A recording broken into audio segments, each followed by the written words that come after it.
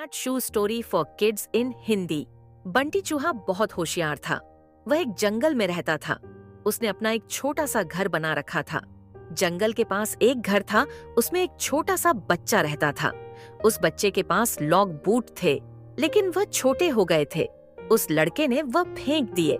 बंटी चूहा, अरे ये जूते तो बहुत अच्छे हैं, मैं इसमें आराम से सो सकता हूँ।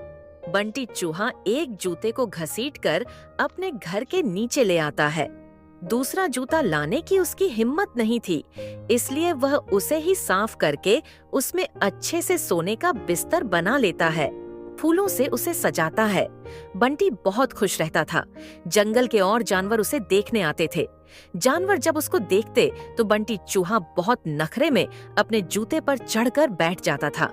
एक दिन नटखट कबूतर बंटी से मिलने आया। नटखट कबूतर, बंटी भाई बहुत सुंदर घर सजाया है और इस जूते ने तो 4 चांद लगा रखे हैं। बंटी चूहा, सुन भाई, नजर मत लगा, मैंने बहुत मुश्किल से इसे सजाया है।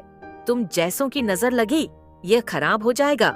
नटखट कबूतर, भाई मैं तो तुम्हें बधाई देने आया था, लेकिन लगता है तुम्हारा घमंड तो 7वें आसमान पर है। बंटी चूहा, मुझे किसी की बधाई की जरूरत नहीं है। मैं जानता हूँ तुम सब मुझसे जलते हो क्योंकि तुम बाहर सर्दी झेलते हो और मैं इस जूते में घुसकर आराम से सो जाता हूँ। नटखट कबूतर बिना कुछ कहे उड़कर वापस चला जाता है। अब बंटी चूहा सारे दिन घूमकर खाना खाता और रात को अपने जूते में आकर सो जाता था। धीरे धीरे जंगल के सभी जानवरों से उसने बात करना बंद कर दिया था। अब उसका कोई दोस्त नहीं था। धीरे धीरे समय बीतने लगा। एक दिन रात के समय जंगल में तेज बारिश होने लगी। इस सब से बेखबर बंटी चूहा अपने जूते में आराम से सो रहा था। उसे बाहर के मौसम का पता नहीं लगा। बारिश का पानी बढ़ने लगा। जूते के तले में एक सुराख था, जिससे पानी जूते में भरने लगा। कुछ ही देर में बहुत सारा पानी जूते में भर गया। तभी बंटी चूहे की नींद खुली, लेकिन तब तक बहुत देर हो चुकी थी। पानी बढ़ता ही जा रहा था। उसे लगा कि वह अब मर जाएगा। बंटी चूहा जोर जोर से चिल्लाने लगा, लेकिन बारिश की आवाज में किसी ने उसकी आवाज नहीं सुनी। बंटी चूहे को अपनी मौत साफ नजर आ रही थी। वह जोर जोर से उछलने लगा।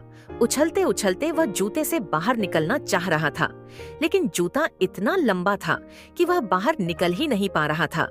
इधर दूर एक घोंसले में नटखट कबूतर अपने बच्चों के साथ बैठा था। नटखट कबूतर, बच्चों, लगता है किसी के चिल्लाने की आवाज आ रही है, कोई मुसीबत में है। उसने बाहर निकल के देखा कि आवाज उस जूते में से आ रही थी।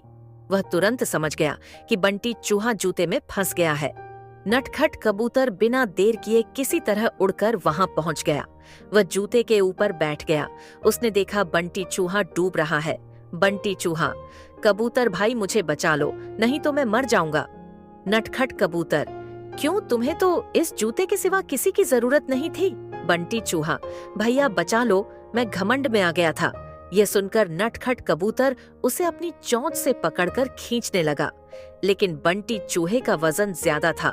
नटखट कबूतर उसका वजन उठा नहीं पा रहा था। नटखट कबूतर, भाई रुको, मैं अभी बाकी जानवरों को बुलाकर लाता हूँ।